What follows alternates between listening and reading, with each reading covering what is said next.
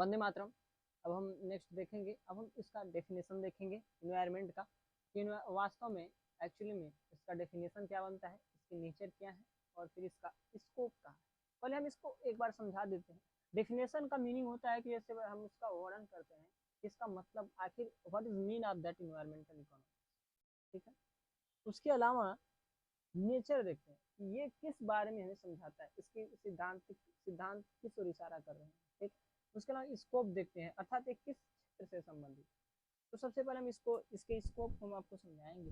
ये नेचर से संबंधित है, मतलब नेचर से जो भी सारी चीजें नेचर में हैं उपलब्ध है उनके संबंध में ये बताता है। नंबर दूसरा, इसकी नेचर क्या है।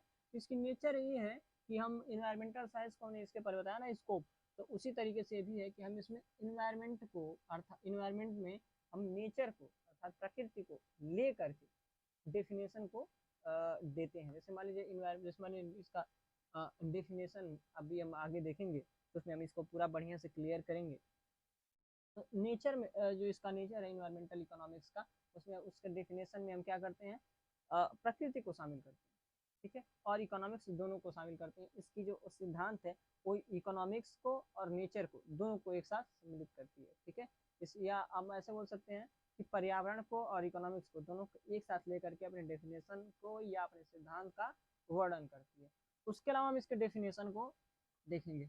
डेफिनेशन इसका ये है कि इन्वायरमेंट इकोनॉमिक्स जो ह्यूमन इकोनॉमी, ध्यान से सुनिएगा, इन्वायरमेंट इकोनॉमिक्स ह्यूमन इकोनॉमी में किए जाने वाला एक्टिविटीज जो होती है उसके जो प्रभाव होते हैं, उसके जो दुष्प्रभाव होते हैं उसको रिजॉल्व करने का, उसके कारण को बताती है और फिर उसके रिजॉल्व करने के लिए भी बताती है। अर्थात हम इसको ऐसे बोल सकते हैं कि जो इन्वायरमेंटल इकोनॉमिक्स है वो ह्यूमन इकोनॉमी अर्थात मानवीय अर्थशास्त्र में किए जाने वाले एक्टिविटी से जो कारण उसके कारण जो प्रॉब्लम समस्या उत्पन्न होती है उसके कारण तथा समाधान दोनों पर चर्चा करती है। यह तीन प्रकार से हो सकते हैं। जैसे मान लीजिए what human economic tax,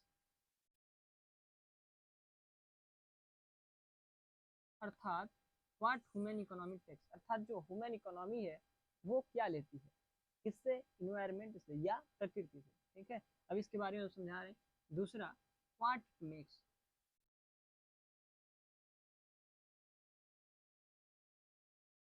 what it makes का मतलब क्या होता है, इसका मतलब ये है कि आखिर वो उससे बनाती क्या है। जैसे मान लीजिए ले तो ली व्हाट इट टेक्स, मतलब रिसोर्सेस के रूप में वो कई सारे, व्हाट इट टेक्स मतलब उन्हें रिसोर्सेस लिया इन्वायरमेंट से या नेचर से, उसने क्या किया, ह्यूमन इकोनॉमी रिसोर्सेस लिया, कच्चा माल लिया और फिर उससे क्या बनाती है, व्हाट इट मेक्स, उससे क्या तैयार करती है। तीसरा व्हाट इट वेस्ट, अर्थात उसका वेस्ट क्या है, उससे क्या गंदगी निकल रही है, सॉलिड वेस्ट, लिक्विड वेस्ट, हमने इसके पहले वीडियोस में बताए हैं, solid waste, liquid waste and gases waste. तो इस प्रकार से कैसा वेस्ट निकल रहा है, ये तीनों इन्वायरमेंटल प्रॉब्लम क्रिएट करते हैं। जैसे कि व्हाट ह्यूमन इकोनॉमी टेक्स, इसका मतलब है कि कैसे रिसोर्सेज को वो लेती है, जैसे रिसोर्सेज लेती है। जैसे मान लीजिए कोई भी चीज है ना, तो ह्यूमन इकोनॉमी आपको रिसोर्सेज के रूप में, जैसे माइनिंग किया, कोयले की जरूरत है तो उसने क्या किया, माइनिंग किया। जैसे ही माइनिंग किया तो क्या होता है, वहां पे जो फोर्स है, उसमें जो धरती पे फोर्स लगता है इत्यादि, उसमें ट्रबल क्रिएट होता है, उससे भी दिक्कत होती है, पर्यावरण संबंधित दिक्कतें आती हैं, ठीक है। उससे क्या होता है, जलाने पे क्या होता है, धुआं निकलता है, बहुत सारी चीजें, तो उससे भी वेस्ट निकलता है केवल उसको निकालने से। उसके अलावा बन, अगर मान लीजिए हमें पेड़ की जरूरत है, हम पलंग इत्यादि बनाना है शादी ब्याह में, नहीं सप्लाई होता है, उसके लिए कुर्सी बनाना है इत्यादि, तो उसके लिए भी क्या जरूरत है, पेड़ की जरूरत है। जैसे ही डिफॉरेस्टेशन किया जाता है, जैसे पेड़ों को कटाई की जाती है, तो हमें क्या होता है, एयर की कमी होती है, सांस लेने में दिक्कतें आती है, पॉल्यूशन बढ़ती है। तो क्या हो रहा है, जब वो ले रही है ना ह्यूमन इकोनॉमी, कुछ भी ले रही है, तो उससे भी वेस्टेज हमें मिलता है, उससे भी हमें वेस्टेज मिलता है, डेफिनेट उससे भी हमें क्या होता है, ट्रबल क्रिएट होता है, इकोनॉमिक प्रॉब्लम होता है। उसके अलावा व्हाट इट मेक्स, उससे बनाती क्या है इकोनॉमी, तो उससे क्या बनाएगी कि सबसे पहले जैसे मान लीजिए कोई फैक्ट्री है, ठीक है, दवा बनाने वाली, तो उससे क्या बनाएगी, दवा बनाएगी। जब दवा बनाएगी तो उससे क्या निकलेगा, पोल्यूशन निकलेगा, वो भी हमें क्या करती है, ट्रबल क्रिएट करती है, वो भी हमारे लिए हानिकारक है, कई एक तरह से बोल सकते हैं कैंसरस है, बहुत ही खतरनाक है, ठीक है। नंबर थर्ड है व्हाट इज वेस्ट, उससे वेस्ट क्या निकलता है, solid waste, liquid waste, gases waste, उससे भी हमें ट्रबल क्रिएट, अर्थात जब कोई भी जो ह्यूमन इकोनॉमी है वो अगर पर्यावरण से या प्रकृति से कुछ लेती है संसाधन के रूप में, उससे भी हमें दिक्कत है, दिक्कत क्रिएट होता है। अगर उससे कुछ बनाती है उससे भी दिक्कत क्रिएट होता है, और अगर उसका जो वेस्ट निकलता है उससे भी हमें दिक्कत क्रिएट होती है, मीन्स प्रॉब्लम क्रिएट होती है। इतनी सारी चीजें हैं। अर्थात ह्यूमन इकोनॉमी अर्थात कोई भी मनुष्य जो भी काम कर रहा है उससे क्या हो रहा है, हमें दिक्कत हो रही है। कैसी दिक्कत, नेचुरल एंड इन्वायरमेंटल, अर्थात नेचुरल बोल सकते हैं, एनवायरमेंटल या इकोलॉजिकल, ये सारी क्या दिक्कतें क्रिएट होती है अगर ह्यूमन इकोनॉमी में। ठीक है, किसके द्वारा, ह्यूमन इकोनॉमी के द्वारा, कहाँ, इन्वायरमेंट में। और जो इन्वायरमेंट है उसी के अंदर इकोनॉमी की प्रोसेस के जो कंजम्पशन, प्रोडक्शन, एक्सचेंज, डिस्ट्रीब्यूशन है, वो सारी फंक्शंस किए जा रहे हैं।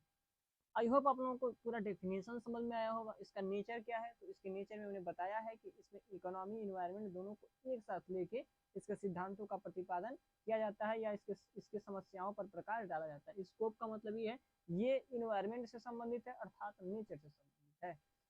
आई होप आप लोगों ने इसको समझा होगा। तो अब आखिर क्या है कि ये सारी चीजें क्या है, इकोनॉमिक प्रॉब्लम है, इन्वायरमेंटल प्रॉब्लम है ना। अब इन्वायरमेंटल प्रॉब्लम है तो इसको सही करने के लिए हम लोग चूंकि अर्थशास्त्री के रूप में अगर हम देखें, हम ऐसा नहीं कर सकते हैं। मुख्य रूप से अर्थशास्त्र, अगर मान लीजिए कोई इन्वायरमेंट से जो पूछे या इकोलॉजिस्ट से पूछे, वो क्या करेगा कि इकोनॉमिक प्रॉब्लम को बंद कर दीजिए। लेकिन चूंकि एज अ इकोनॉमिस्ट हम लोग ऐसे नहीं बोल सकते हैं, जैसे मान लीजिए कि ऐसे नहीं कर सकते हैं कि आप इकोनॉमिक एक्टिविटीज को कम कर दीजिए। क्योंकि हम लोग क्या करेंगे, हम सीबी करेंगे, सीबी एनालिसिस, मतलब कॉस्ट बेनिफिट एनालिसिस करेंगे, किससे हमें कितना ज़्यादा लाभ मिल रहा है, किससे हमें उससे कितना ज़्यादा हानि मिल रही है। हम क्या करेंगे ना कि जो हमारे पास रिसोर्सेस हैं, जो भी रिसोर्सेस हैं, देखिए किस प्रकार से ये है। यहाँ पे हम ऐसे चित्र बना लेते हैं और यहाँ पे लिख सकते हैं डेवलपमेंट, डेवलपमेंट, और यहाँ पे हम लिख सकते हैं इन्वायरमेंट क्वालिटी, क्वालिटी। और ये क्या है, ये है पीपीसी। पीपीसी में क्या करते हैं, अपने जो संसाधन है ना, रिसोर्सेज, उसको हम दो भागों में बांटते हैं। कुछ हिस्सा हम क्या करेंगे, डेवलपमेंट पे, या हम बोल सकते हैं इसको इकोनॉमिक एक्टिविटीज पे, या कुछ हिस्सा इन्वायरमेंट क्वालिटी पे खर्च करेंगे, ताकि इन्वायरमेंट भी हमारा बढ़िया रहे और हमारा जो डेवलपमेंट भी वो भी होता रहे। That is called economics. इसे हम बोल सकते हैं कि इन्वायरमेंट फ्रेंडली इकोनॉमिक एक्टिविटी। ठीक है, तो हम क्या करेंगे, कुछ हिस्सा हम इस पे खर्च करेंगे, कुछ हिस्सा, जैसे मान लीजिए अगर हमें डेवलपमेंट ज़्यादा चाहिए तो हम सबसे ज़्यादा रिसोर्सेज चूंकि सीमित है ना, रॉबिन्सन ने कहा है, तो इतना हम डेवलपमेंट पे अगर खर्च करेंगे, ठीक है, हमें कितना खर्च करना होगा, इतना है जो हमें वो इन्वायरमेंट क्वालिटी पे खर्च करना। और अगर केवल थोड़ा सा हमें डेवलपमेंट पे अगर खर्च करना है तो हमें क्या करना होगा, अगर हमें केवल थोड़ा सा अगर डेवलपमेंट पे खर्च करेंगे तो सबसे अधिक हम किस पे खर्च करेंगे, हम इन्वायरमेंट क्वालिटी पे खर्च करेंगे। लेकिन हमें कुछ ऐसा चाहिए जहाँ से संतुलन हो, हम क्या करेंगे, यहाँ पे जो है, यहाँ पे हम खर्च करेंगे, अपना पैसा खर्चेंगे दोनों संसाधनों में, ताकि यहाँ पे यह है डेवलपमेंट जिसे हम N1 बोल सकते हैं, और ये है environment quality that is M1। ठीक है, M1 हम इस जगह पे खर्च करेंगे जहाँ पे दोनों संतुलन। ठीक है, अर्थात वहाँ पे हमें डेवलपमेंट भी ज़्यादा मिल रहा है और इन्वायरमेंट क्वालिटी भी अधिक मिल रही है। आई होप आप लोगों को समझ में आ रहा होगा।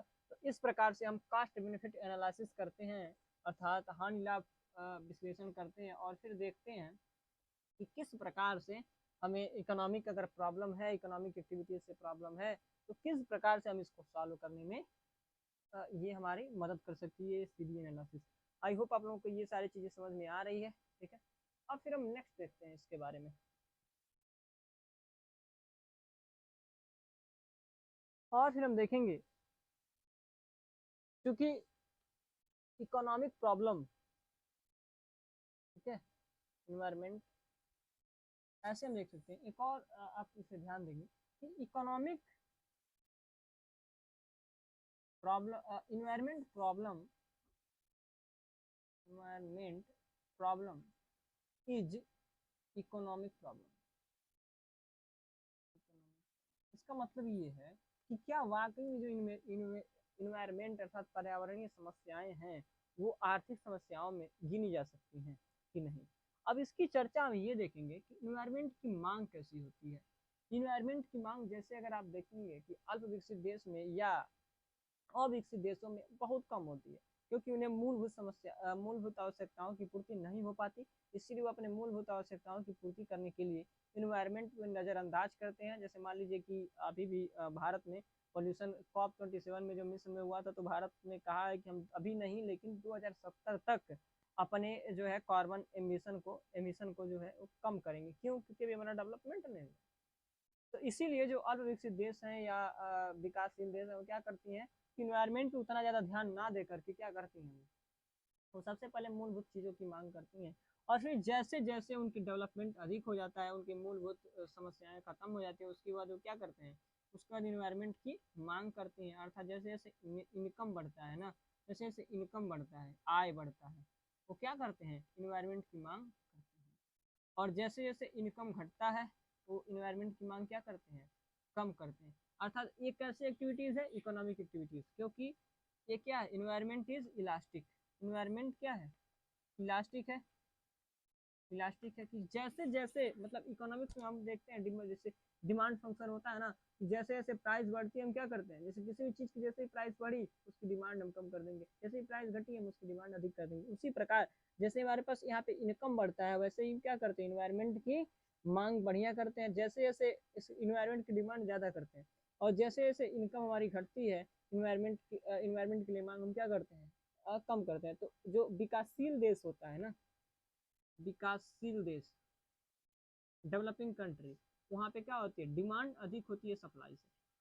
जैसे मान लीजिए डिमांड तो अधिक है लेकिन सप्लाई कम है। क्यों? क्योंकि डेवलपमेंट के प्रोसेस में जो इन्वायरमेंट की सप्लाई है, शुद्ध हवा, शुद्ध पानी, शुद्ध इत्यादि चीजें, तो उसकी क्या होगी, सप्लाई कम होती जा रही है क्योंकि डेवलपमेंट हो रहा है, पॉल्यूशन हो रहा है, लेकिन मांग क्या है, ज्यादा है।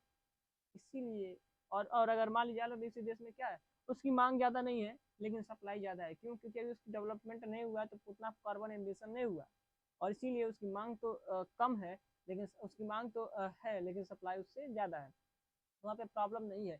इसीलिए जो सबसे पहले प्रॉब्लम क्रिएट हुआ, इसीलिए सबसे पहले आप ये जान लें, इसीलिए ये इकोनॉमिक प्रॉब्लम है, क्योंकि ये इनकम इलास्टिक है, जैसे इनकम बढ़ता है तो भी बढ़ता है, इसकी मांग बढ़ती है, जैसे इनकम घटता है तो इसकी मांग घटती है। That is economic problem. Economic problem है तो इसको कैसे सॉल्व करेंगे, कॉस्ट बेनिफिट एनालिसिस के द्वारा, चूंकि हम लोग इकोनॉमिक्स के पॉइंट ऑफ व्यू से सोच रहे हैं इसलिए, ठीक है। और इसीलिए हम क्या करते हैं, कुछ हिस्सा अपने डेवलपमेंट पे खर्च करते हैं, मतलब इकोनॉमिक एक्टिविटीज पे, कुछ हिस्सा इन्वायरमेंट एक्टिविटीज के लिए, इन्वायरमेंट क्वालिटी के लिए खर्चते हैं, ठीक है। तो इसीलिए सबसे पहले अब क्या करेंगे, अगर हम अवेयरनेस जब आई ना, अवेयरनेस तो सबसे पहले कहाँ पे आई, सबसे पहले आई डेवलपमेंट कंट्री में, ठीक है, डेवलप्ड कंट्री में आई।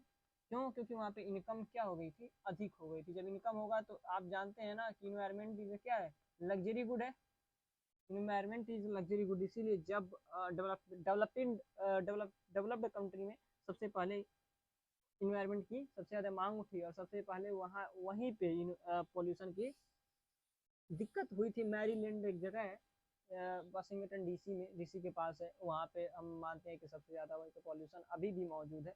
तो अब उसकी बात हम देखेंगे 1917 के आसपास वहाँ पे सबसे ज़्यादा आपने देखा होगा कि कन्वेंशन हुए थे इन्वायरमेंट के बारे में, क्योंकि उसी हम कन्वेंशन का काल कहते हैं, time of period of convention, ठीक है। वहाँ पे हुआ था। फिर बाद में हमने बहुत सारे 92, 95, 97, जैसे 95 में कोप की शुरुआत हुई थी, 97 में वो क्या हुआ था, जो कन्वेंशन हुआ था 1992 वाला, वो 1997 में क्या हुआ था, प्रोटोकॉल के रूप में कन्वर्ट हुआ था। और कॉप से लेके कॉप 27 तक अभी भी नवंबर 2022 में खत्म हुआ था कॉप 27। तो किसको लेकर के, इन्वायरमेंट को लेकर के, समस्या इन्वायरमेंट को लेकर, कैसे इस प्रॉब्लम को रिजॉल्व करें, तो हम कैसे करेंगे, कॉस्ट बेनिफिट एनालिसिस के द्वारा। और इसीलिए एक नया वर्ड लाया गया, आप सारी चीज़ों को ध्यान से लीजिएगा, इसीलिए एक नया वर्ड लाया, that is sustainable development. Sustainable development, या हम बोल सकते हैं ग्रीन डेवलपमेंट, ग्रीन डेवलपमेंट। इसमें हम इकोनॉमिक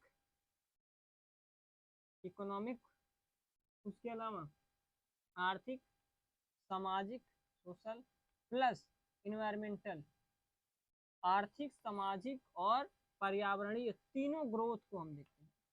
तीनों ग्रोथ को जब हम ध्यान देते हैं, या तीनों में हम जब डेवलपमेंट की बात करते हैं आर्थिक, सामाजिक और पर्यावरणीय, तीनों की अगर ग्रोथ की बात करेंगे, डेवलपमेंट की बात करेंगे, तो किसमें आता है? सस्टेनेबल डेवलपमेंट कहा जाता है, इसे इकोनॉमिक फ्रेंडली डेवलपमेंट कहा जाता है। आज के लिए बस इतना ही। आई होप आप लोगों को समझ में आ रहा होगा। आप इसको फॉरवर्ड करें, लाइक शेयर सब्सक्राइब जरूर कीजिएगा। आज के लिए बस इतना ही। वंदे मातरम।